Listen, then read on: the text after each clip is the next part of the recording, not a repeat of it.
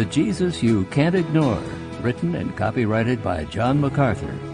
This abridged audiobook, which is read by the author, was published by Thomas Nelson Publishers, Nashville, Tennessee.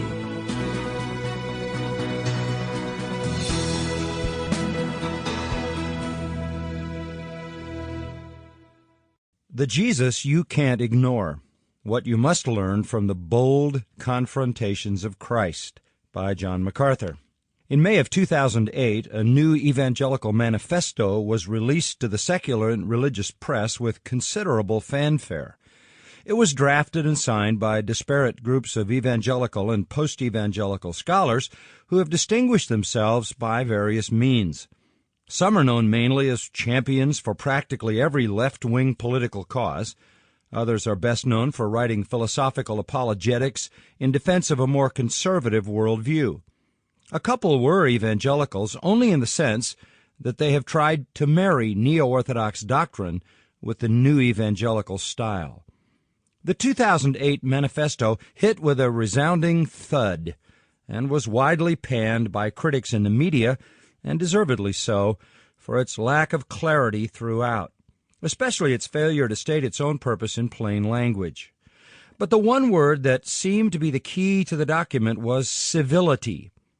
That term was used countless times in the press conference where the manifesto was unveiled.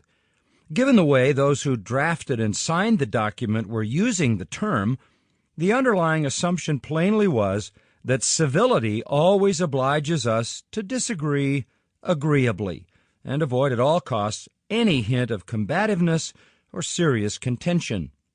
In fact, it seems fair to suggest that one of the main objectives of the document, if not the whole point, was to distance today's evangelical movement from any hint of militancy or fundamentalism in the way we interact with ideas that are non-evangelical or anti-Christian.